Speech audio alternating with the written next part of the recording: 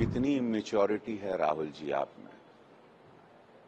इसीलिए आपको हरियाणा में आपकी पार्टी को हराया गया जनता द्वारा। ये जांच का विषय है, क्यों ट्रेन एक दूसरे ट्रेन से टकरा गई, टेक्निकल क्या इश्यूज रहे, वहां पर किसी ने बदमाशी की, किसी ने पत्थर रखा। बड़ी साजिश हो रही इस देश में।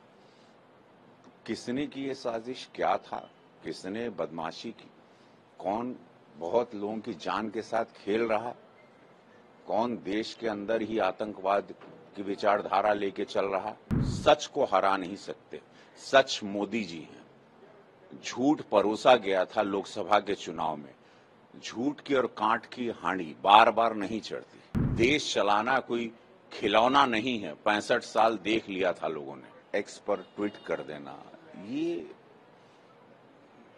दर्शाता है कि कितनी इमेच्योरिटी है राहुल जी आप में। इसीलिए आपको हरियाणा में आपकी पार्टी को हराया गया जनता द्वारा, क्योंकि आप दिन ब दिन विश्वास आप पर से लोगों का उठ चुका था, उठ चुका है और उठता ही रहेगा। तो आपको अपनी विचारधारा, मोदी सरकार कितनी सेंसिटिव है ये किसी से छिपा नहीं है पूरे विश्व में। इस तरह के कटाक्ष करना बंद करके साथ में चलना चाहिए। इजराइल देखिए कैसे वहां पर अगर कुछ वॉर की सिचुएशन आती, वहां का अपोजिशन वहां की मौजूदा सरकार के साथ खड़ा होता है। अपोजिशन वाला एक फर्ज निभाइए, आप विचारधारा की लड़ाई लड़िए। हमेशा सरकार को घेरने, गिराने, विदेशों में जाके तौहीन करना भारत की, ये बहुत दुखद है राहुल जी।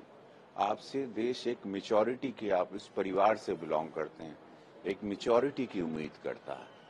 आप कृपया ऐसे सब सेंसिटिव इश्यूज पर, आप ये जांच का विषय है, क्यों ट्रेन एक दूसरे ट्रेन से टकरा गई, टेक्निकल क्या इश्यूज रहे, वहां पर किसी ने बदमाशी की, किसी ने पत्थर रखा, जो कि आजकल रोजमर्रा आप देख रहे हैं कि लोग जानबूझ के ट्रेन की पटरियों पर आके लोग ऐसे ऐसे सामान रख रहे हैं, ऐसे ऐसा लोहा रख रहे हैं, लकड़ियां रख रहे हैं, बड़े पत्थर रख रहे हैं कि ट्रेन डीरेल हो जाए। बड़ी साजिश हो रही इस देश में।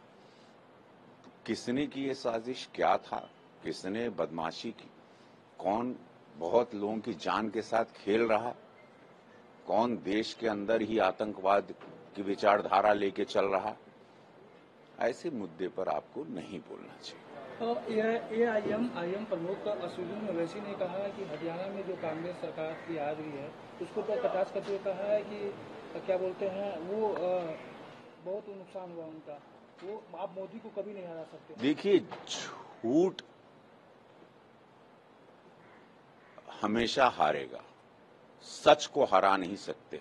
सच मोदी जी हैं। झूठ परोसा गया था लोकसभा के चुनाव में। झूठ की और कांट की हांडी बार बार नहीं चढ़ती। एक बार चढ़ गई, हम लोगों के पीठ पे छोरा, जनता को धोखा दे दिया। अब सपा के और कांग्रेस के सांसदों को ढूंढा जा रहा है कि कहां हैं, जहां जहां जीते थे, और उनका कोई पता नहीं। वहां की जनता त्राहिमाम त्राहिमाम कर रही है। ये बात हरियाणा को पता चल गई, वहां की जनता जानती थी। प्रधानमंत्री मोदी जी के लिए एक साजिश थी। जनता एक मुश्त होके, सारे हिंदू एक मुश्त होकर जात को हटा के अब भारत जागा है।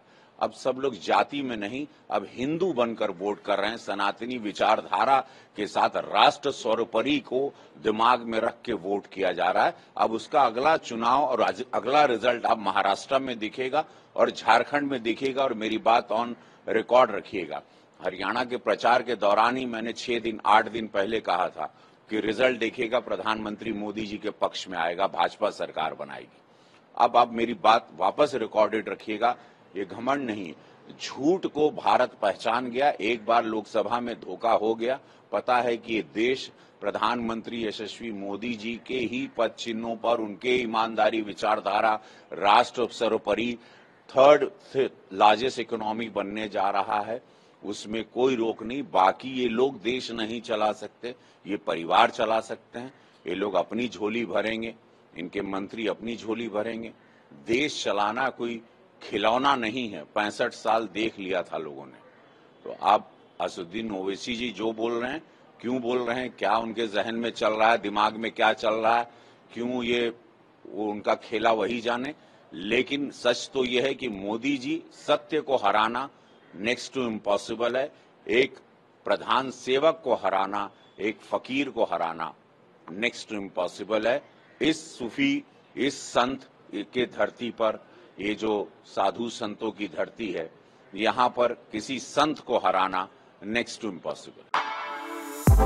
For exclusive and insightful videos, subscribe to our new channel ABP Live Premium.